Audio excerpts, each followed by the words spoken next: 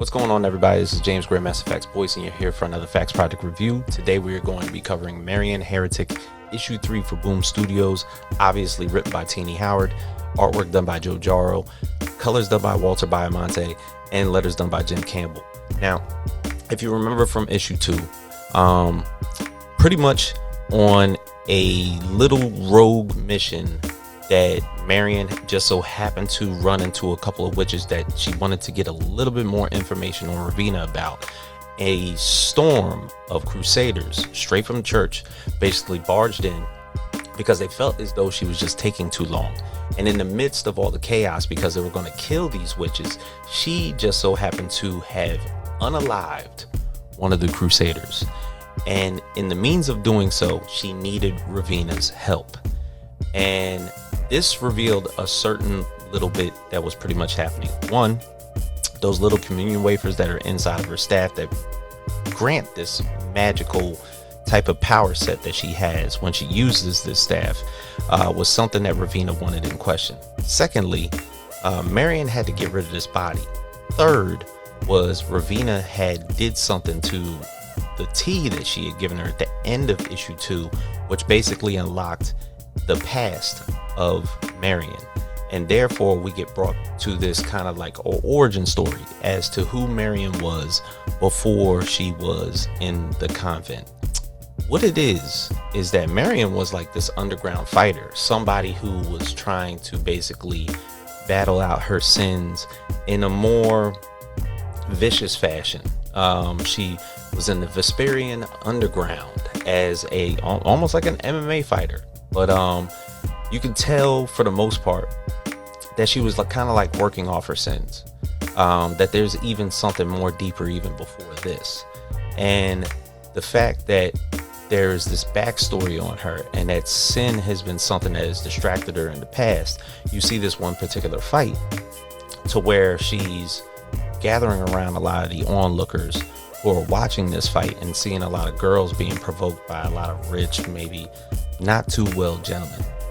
And with that one little bit of distraction, she gets beaten in this fight.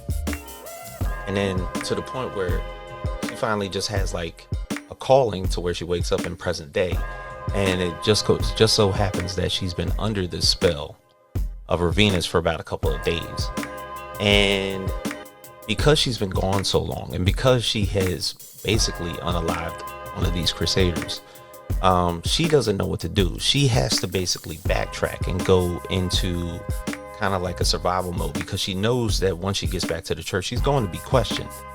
And Raveena's whole hope is not only to get the access of just Marian herself, but yet her flock. She wants to know all of these young women who have been under the tutelage of Marian but for so long. And the thing is, if you want to basically gather, or better yet expand this coven, you gotta basically hit it where it hurts. Go for the snake first and the rest will follow. Now the Eucharist, this little like communion wafer that basically harnesses the staff that she has, now that it's gone missing, what Marian, or better yet Raveena, has to do is she has to replace it in some sort of way. So she's conjuring up a spell and basically placing it inside of the staff so that basically upon returning to the church, it can be pretty much unsuspected of where she's been and what she's done.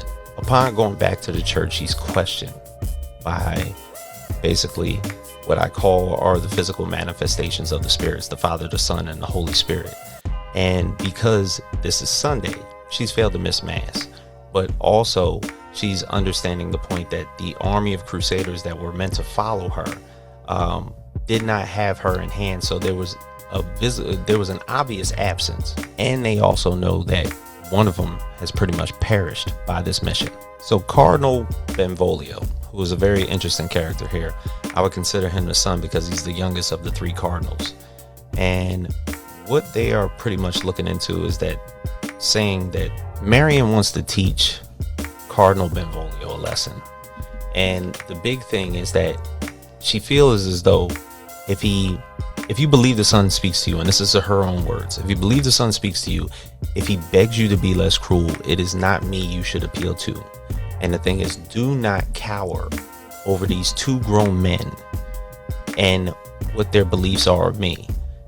Believe in the people that you're supposed to be honoring and who worship you within your church and behind these walls, and then you'll be able to carry yourself a little bit better.